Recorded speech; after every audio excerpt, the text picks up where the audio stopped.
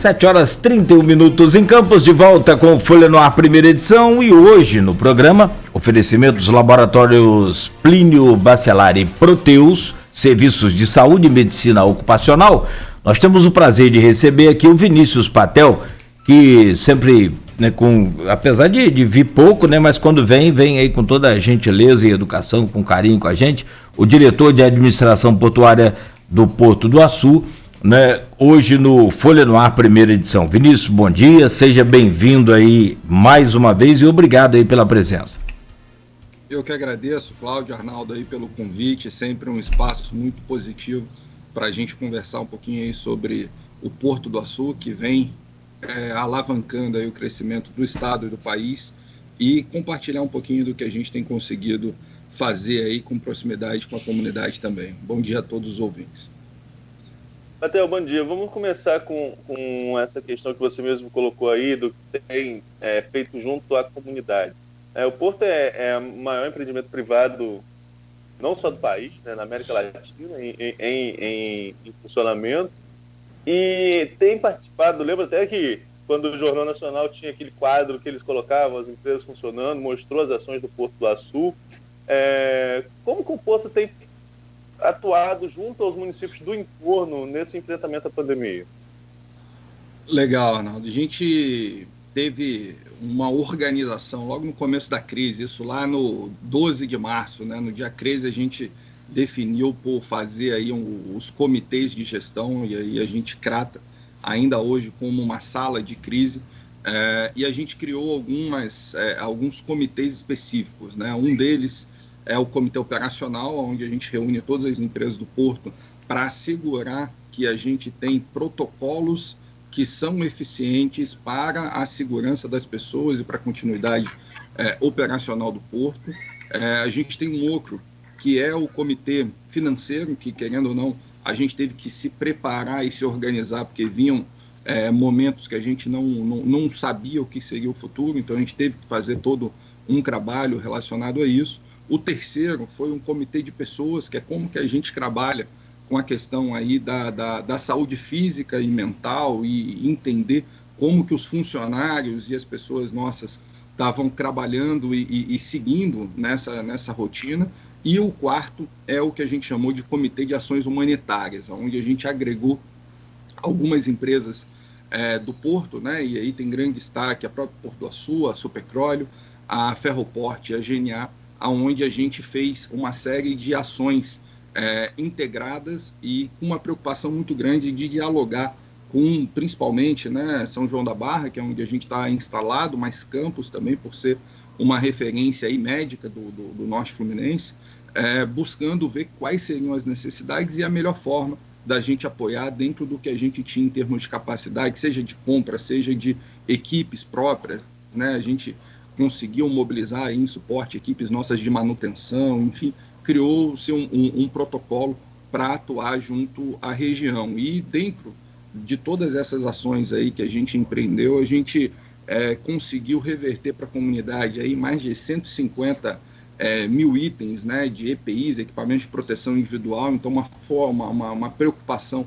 muito grande em assegurar que as equipes da linha de frente tinham capacidade de atuação, então tinham equipamentos adequados para fazer esse enfrentamento. Querendo ou não, são eles que estão conseguindo manter os números menos piores, né? Ou seja, atuando para reduzir essa quantidade de pessoas que estão sendo acometidas e permitir que possam regressar aí para suas casas. A gente fez ações vinculadas também a apoio, né, aos produtores agrícolas da região.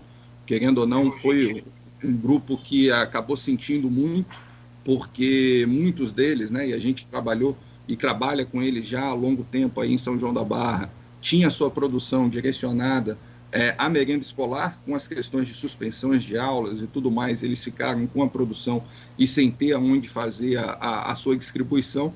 E a gente, em uma iniciativa que foi muito bacana, muito rica, nasceu das nossas equipes aí, foi fazer a aquisição desses produtos e a distribuição para mais de 20 entidades beneficentes aí, tanto em Campos quanto São João da Barra, para que pudesse apoiar aí as pessoas que estão enfrentando dificuldades aí para para ter seu alimento. E isso aí a gente já ultrapassou, está próximo às 8 toneladas, né, 8 mil quilos de produtos que a gente conseguiu gerar renda lá na ponta para o produtor se manter dentro dos seus meios lá com sua família, mas também amparando aí uma enormidade de pessoas que conseguiram alcançar, né, esse prato quente aí no final de um dia de incertezas. Então, é mais uma iniciativa aí que a gente acredita que é muito importante. Fizemos uma parceria que é um pouco mais ampla para o Norte Fluminense, junto ao IBP, para trazer os dados do bem para a região. Então, era uma iniciativa que tinha começado lá no Rio, com o Instituto DOR, né, da Rede DOR, junto com o IBP, e aí a gente, com a SBM e a Equinor, que são duas empresas aí de óleo e gás que se relacionam também aqui com o Porto, conseguiu montar a iniciativa para instalar em São João da Barra e em Campos esse modelo que tem, vamos dizer assim, a tecnologia para controle e acompanhamento, rastreamento via celular das pessoas, com mais um pacote de testagem, né, de kits de teste bastante amplo, e que permitiu, e a gente vê aí, viu funcionando com bastante eficiência, principalmente para o planejamento, né, de trânsito dessas pessoas, áreas de maior contaminação e uma atuação, eu diria, com um pouco mais de estratégia, né, ou seja, menos apagar incêndio e tentar planejar e entender um pouco mais as condições aí da região com base no rastreamento que o próprio celular dá. Então, essa uma outra iniciativa aí bastante importante,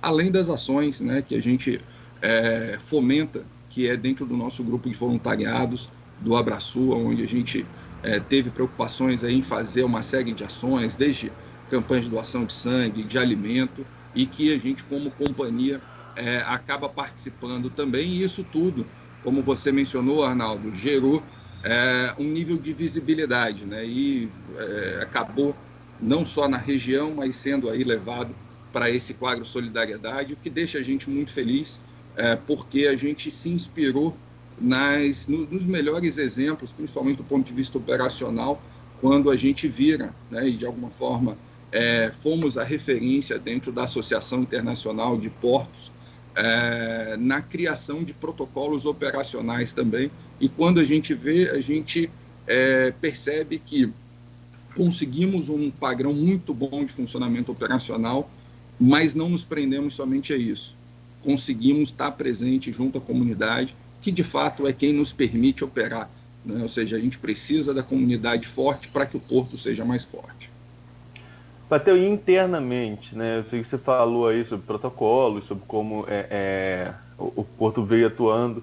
Internamente, a gente vem aqui discutindo a pandemia já, né, desde que ela começou, e empresas de pequeno porte, lojas, o barzinho da esquina, todo mundo teve que fechar em algum momento, teve algum problema. E a questão do Porto do Açu, em algum momento o porto precisou fechar. Quando a gente fala porto, é claro que são várias empresas que ali atuam. Alguma empresa teve que fechar, casos de infecção interna, vocês tiveram que fazer algum tipo de controle. Como que foi até o momento esse enfrentamento da pandemia na parte interna, dentro do Porto do Açu?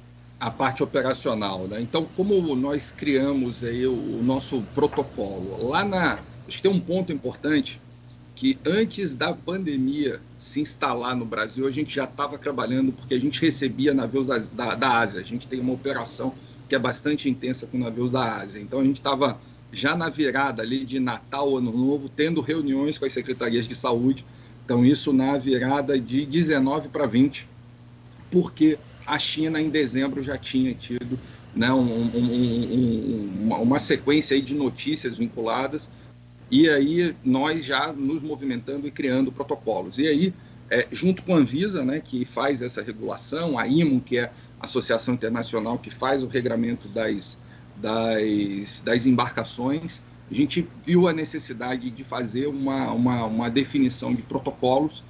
Chamamos a Fundação Oswaldo Cruz, que ainda estava naquele começo, para nos amparar nesse plano de como atuar, e aí foi importante porque dentro do acordo que a gente fez com a Fundação Oswaldo Cruz, a gente também franqueou as prefeituras para consultar dentro dos seus planos internos. Então, tanto São João da Barra quanto Campos também tiveram aí à disposição a Fundação Oswaldo Cruz para fazer essas análises de planos, e com isso a gente criou aí um protocolo que, felizmente, também a gente ouviu da Anvisa, veio a ser um dos mais completos, né, dentro da atuação portuária aqui no Brasil. E a gente conseguiu ter um número, eu diria, bastante controlado de casos.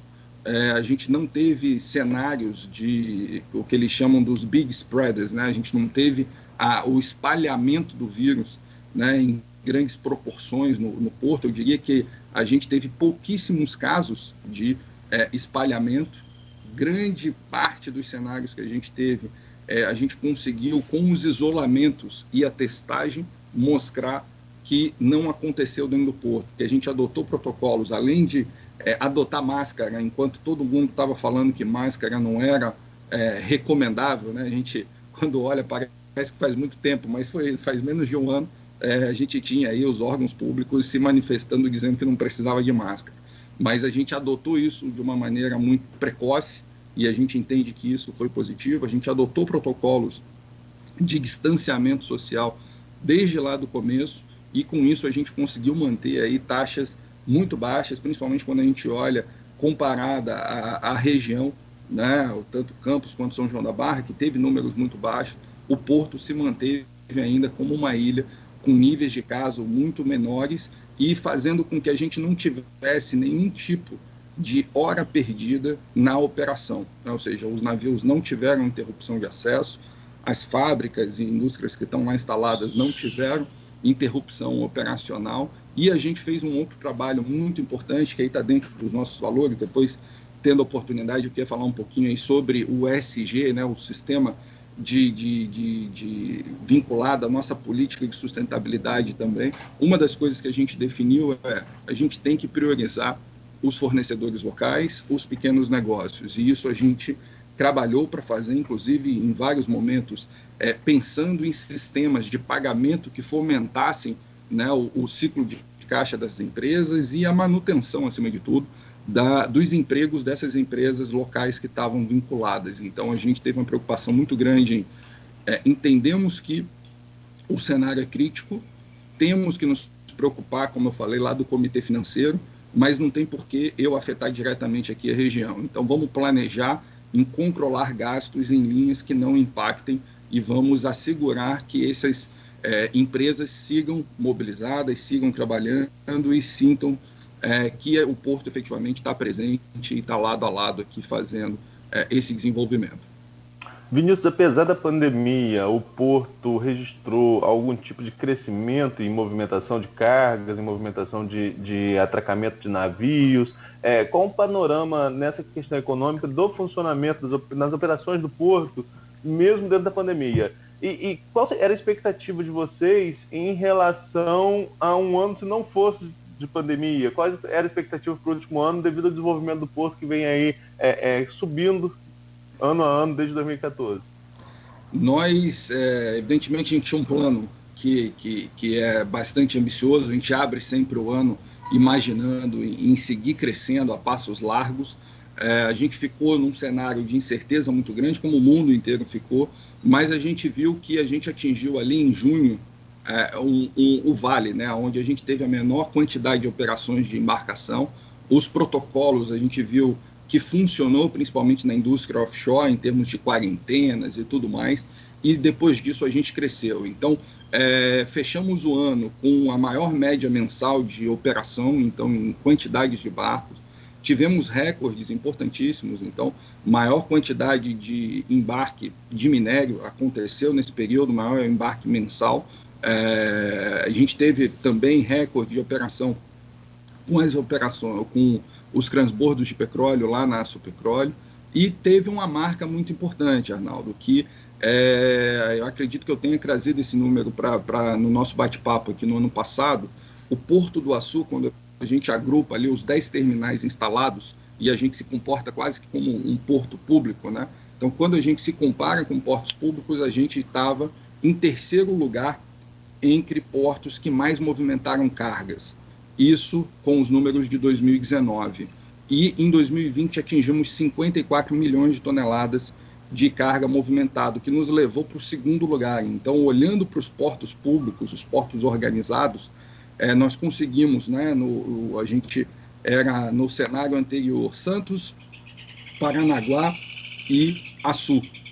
E agora é Santos e Açu. Então, Açu está em segundo lugar quando a gente olha para os portos, né, organizados, que são os portos mais tradicionais em termos de volume de carga, atrás somente de Santos. Então, é uma marca que nos alegra, né, nos dá orgulho ver que, apesar de todas as questões, apesar da gente ter passado por isso, como todos estão passando, mas a gente conseguiu crescer, conseguiu desenvolver, conseguiu atingir aí marcas relevantes e, acima de tudo, colocar a região nossa, Norte Fluminense, em destaque nacional e internacional, que é importante também destacar.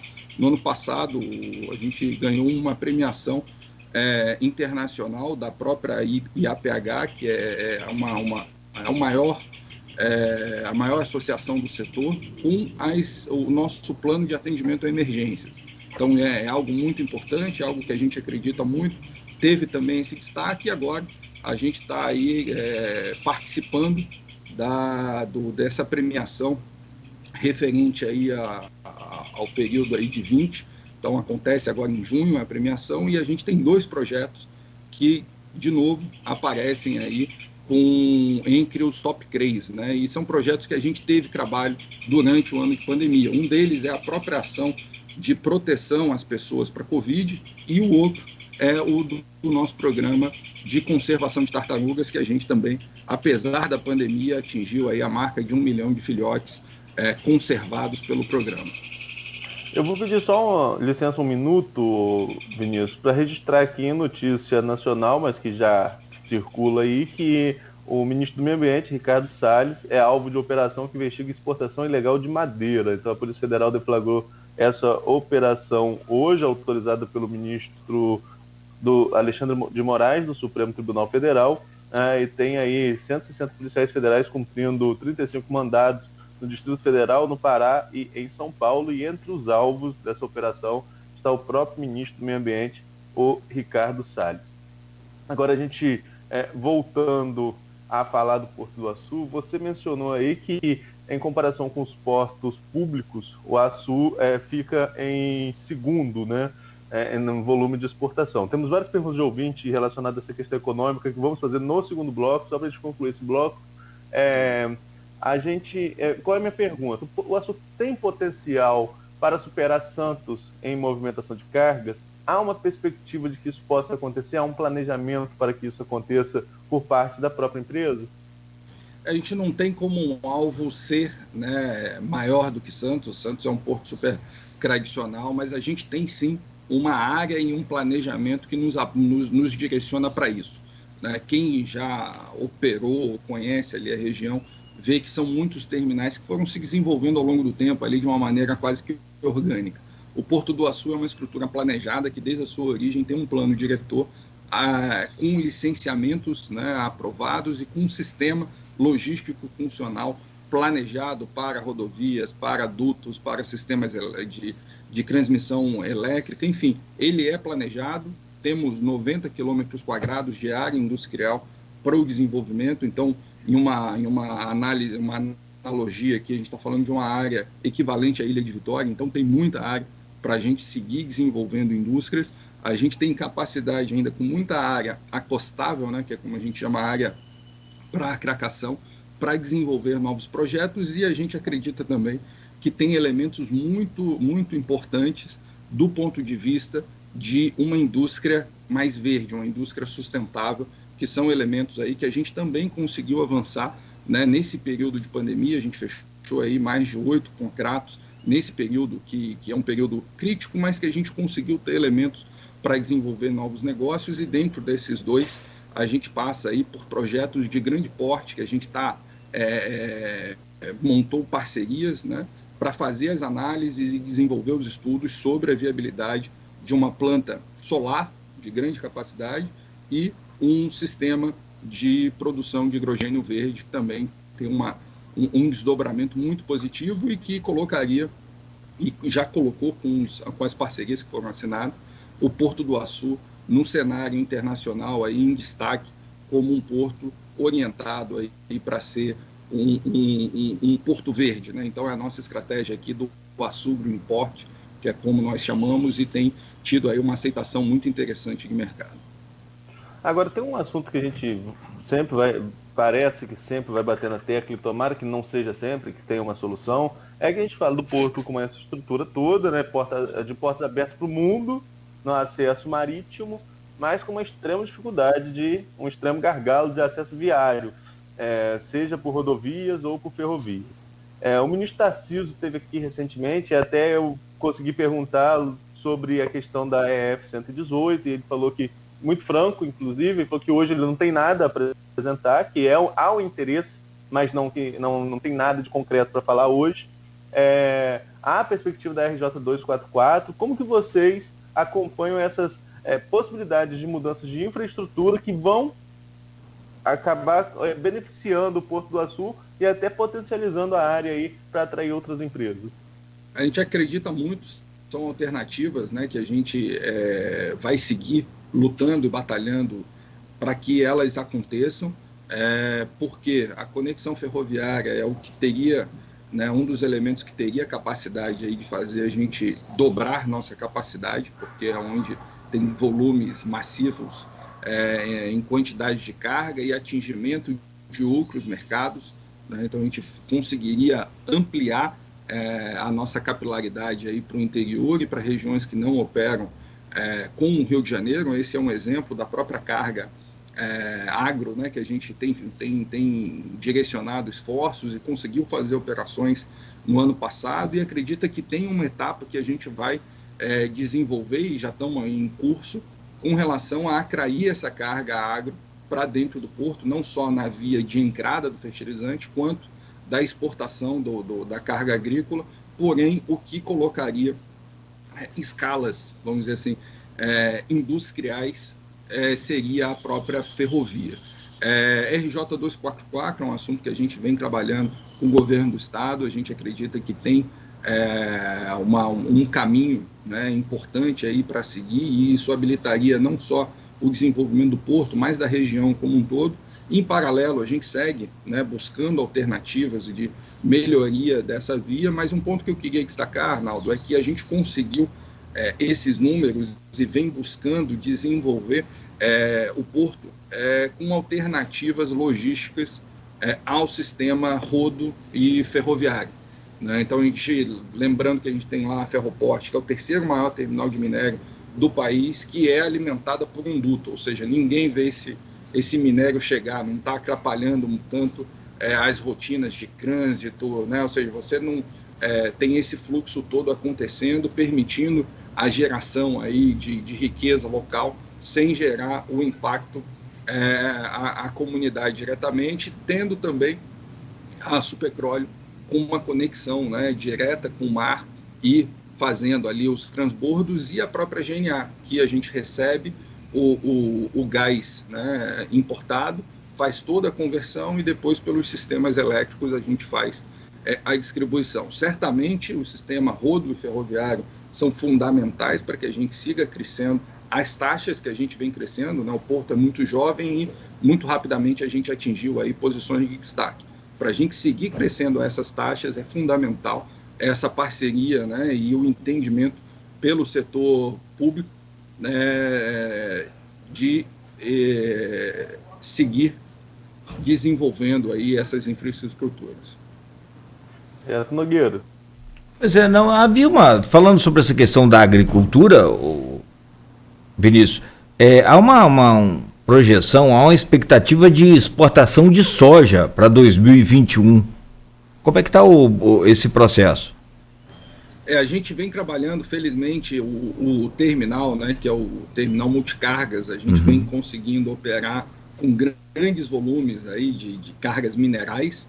A gente fez no ano passado esse movimento com as cargas de fertilizantes, como a gente falou, e hoje a gente está, né, segue conversando bastante aí com essa indústria para fazer o fluxo de exportação também da parte agrícola. E a gente acredita que o ideal é que a gente tenha aí algumas expansões na nossa área física, dedicando uma área específica aí para essas cargas. Então a gente segue dialogando, segue buscando atrair esse mercado, e cada vez mais a gente tem visto o próprio entorno né, se tornando mais desenvolvido do ponto de vista agrícola, né, o que permitiria aí uma facilidade logística ao escoar pelo açúcar. Só mais uma colocação, Arnaldo. O governo do estado, ano passado, licitou uma empresa privada, e eu acho que transforma o porto na maior área do Brasil em zona de processamento de exportação, a ZPE, né? Como é que seguiu esse processo também?